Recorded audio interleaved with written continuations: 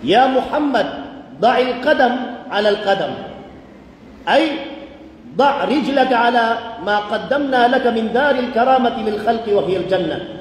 وقد قيل إن النبي صلى الله عليه وسلم أصعد على العرش. Anong ibig sabihin nun? Ay ang propeta Muhammad sallallahu alaihi wasallam ay pinatungtong ng Allah sa arsh. Si propeta Muhammad ay piyakasyong wallahu ta'ala pupuro o arsh. Piyakasyong yan. Doon ay sabab nakataya. Ay sabab agay pakasungon wallah natin wallahu ta'ala. Api kasungan sa kasaging kanan adarpa hatta ya'lam al-kullu anni munazzahun 'anil zamani wal makan. Pinapunta kita, sinabi ng Allah ya Muhammad diyan sa arsh para malaman ng karamihan na ako ay dalisay sa panahon, ako ay dalisay sa mga lugar. Para kasaksian ng Rasulullah ada ang matatagpuan. May limang Rasulullah, nakita ng Rasulullah ang ars na wala doon ng Allah. Walang bagay sa ars. Maliban lang sa kitab, kasi may nabanggit ng Rasulullah sa hadith Qudsi na ang nakalagay sa ars ay kitab, na doon nakasulat ang mga na itinakda ng Allah Ta'ala. Yun lang ang nakalagay sa ars. Kaya mag-ingat po tayo. Ituwid po natin ang ating mga paniniwala. Ito ang isa sa mga sinabi ng Allah kay Propeta Muhammad sallallahu alaihi wasallam. Ya Muhammad, inni khalaqtu khalqi wa da'awtuhum ilayya fakhtalafu alayya.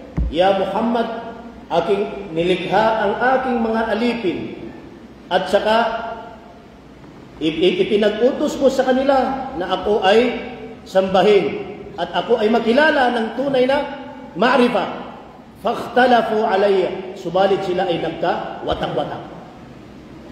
Faqawmun ja'alul Uzair ibni, may mga tao na ang kanilang paniniwala sa akin ay si Uzair daw ay aking anak. May mga tao na yun ang paniniwala nila na si Uzair ay anak ng Allah.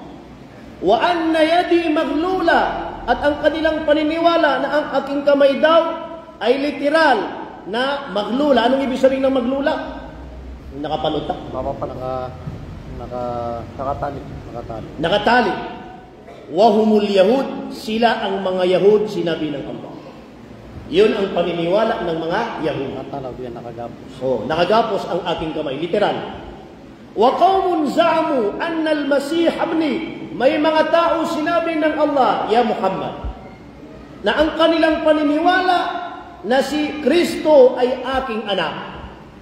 Wa anna li zawja wa waladan, at mayroon daw akong asawa at anak.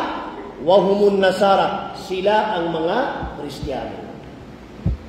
Ibig sabihin, sinabi pala ng Allah Ta'ala kay Muhammad ang mga paniniwala ng mga tao. Wa qawmun ja'alu li suraka wa humul wathaniya, at saka may mga tao na sila ay nagtatambal sa akin. Sino sila? Wahumul wathaniya, sila yung mga tao na sumba-samba sa mga santo-santo, mga estatwa. Wa qawmun ja'aluni sura, at may mga tao sinabi ng Allah kay propeta na ginawa nila ako na parang larawan. Ipinaglarawan nila ako tulad ng mga mujassima ngayon. Wahumul mujassima, sila ang mga mujassima.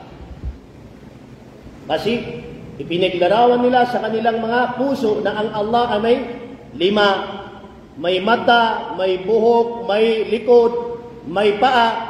Yan ang paniniwala ng mga mujassima, sinabi ng Allah. Mga magulang at mga kapatid, ang mga tao na ito ay ligaw sa tunay na paniniwala.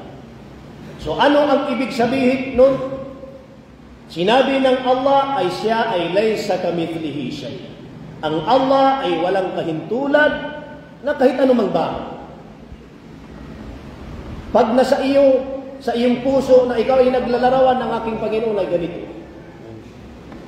nasa lugar na ganito, ikaw ay mujassim. Anong ibig sabihin ng mujassim? Yung naglalarawan na ang Allah ay may katawan, may buwan, ganito. Ang sinabi ni Imam Shafi'i, al-mujassimu kafirun. Ang mujassim na tao ay kafir. So gusto mo ba maging kafir?